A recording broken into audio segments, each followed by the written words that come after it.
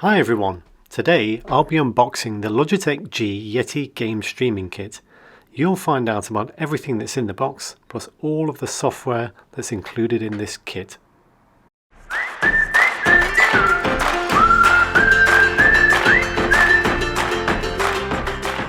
This one I've got here is black, but it also comes in blue, pink, silver and white colours.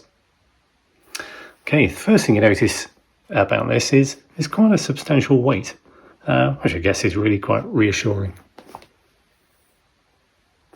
If I turn over, have a look at the details on the back of the box. You can see it's called a game streaming kit, although really it's the Blue Yeti microphone that's the main device that's here.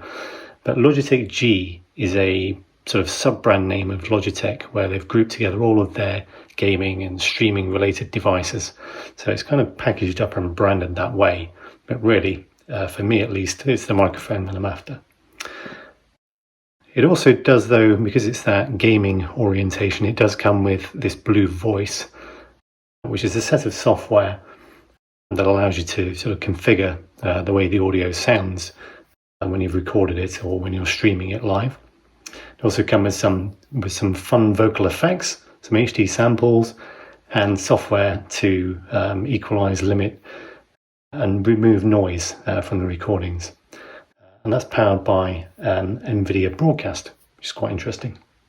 Streamlabs is a suite of software that again allows you to manipulate streaming tools, and you get some exclusive downloadable themes for Streamlabs, which is pretty cool. But also, for me, again of interest, this comes with a pop filter.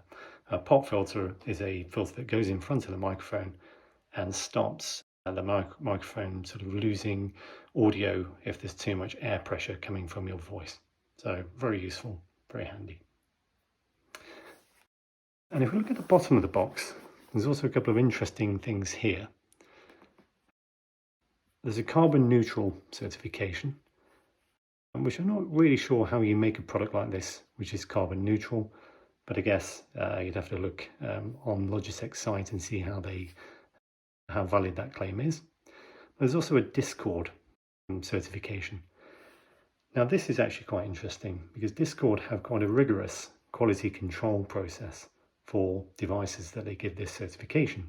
So it really does mean something that that's there. And I'm surprised it's not, for a gaming sort of pitched product, it's not more prominent on the box. But hey, there it is. There you go. Okay, so let's actually open the box.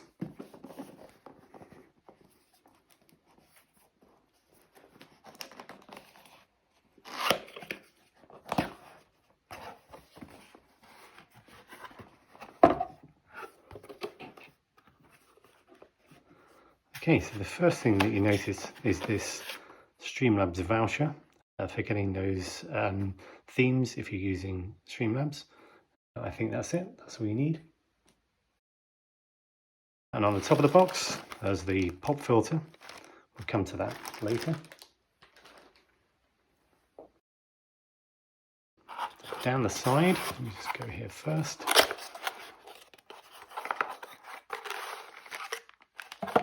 We have the warranty, looks like. Just instructions, basic sort of getting started instructions, how to plug it in, how to connect headphones, how to rotate it and position it, and a link to tell you how to find more detailed instructions online. And also the basics of the features of the controls.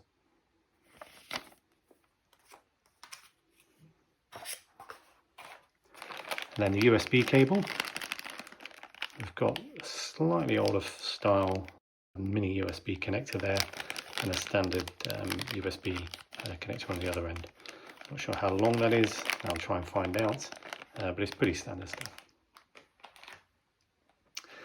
And then inside, over to the main event, this is the microphone itself. I'll just try and free it from its packaging.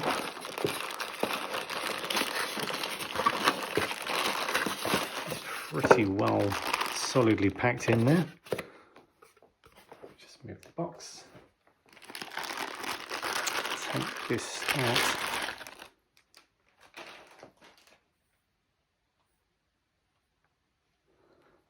Okay, so the first thing you notice is that there's a really quite a wide angle of rotation.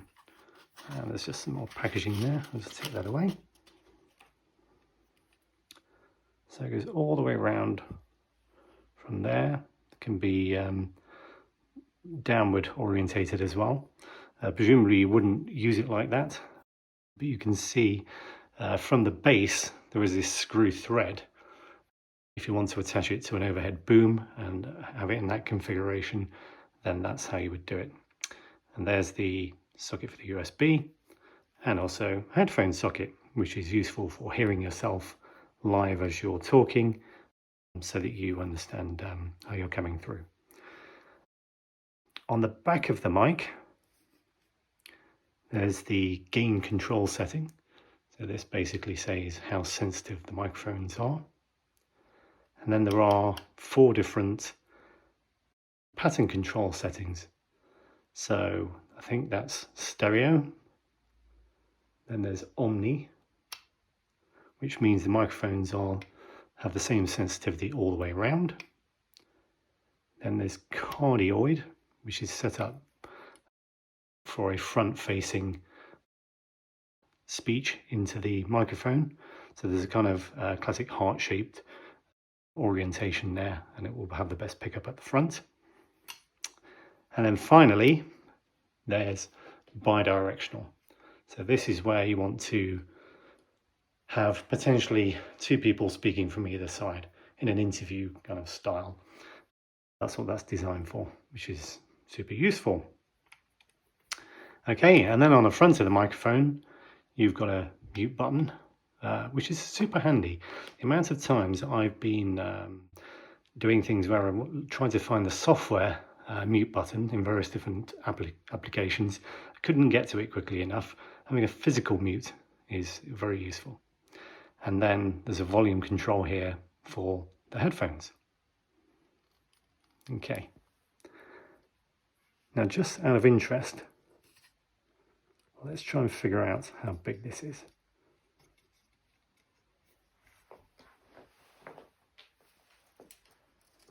So we can see that it's about 30 centimeters or 12 inches when it's fully extended in that way.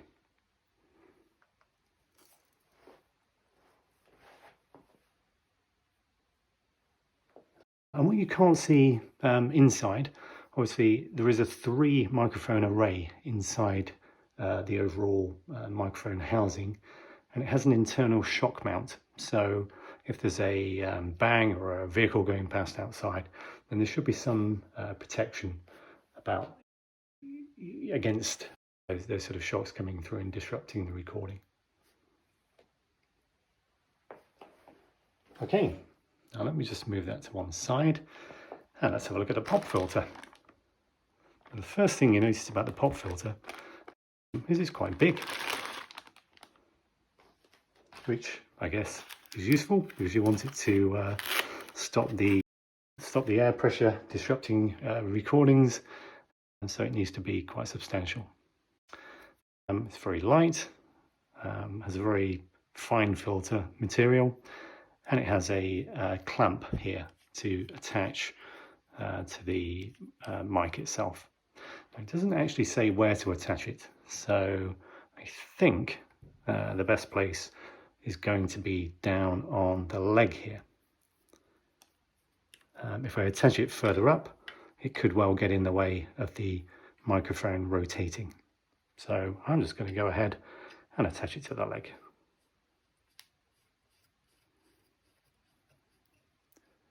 Okay, that's pretty straightforward. I think that's on pretty well. And then it's on this flexible arm, so it can be moved around. It does sort of, notice it sort of springs out a bit there, so it probably needs a little bit of adjustment to get it up and around and in front of the microphone. I'll play around with that later, but it looks like it should do the job. There we go.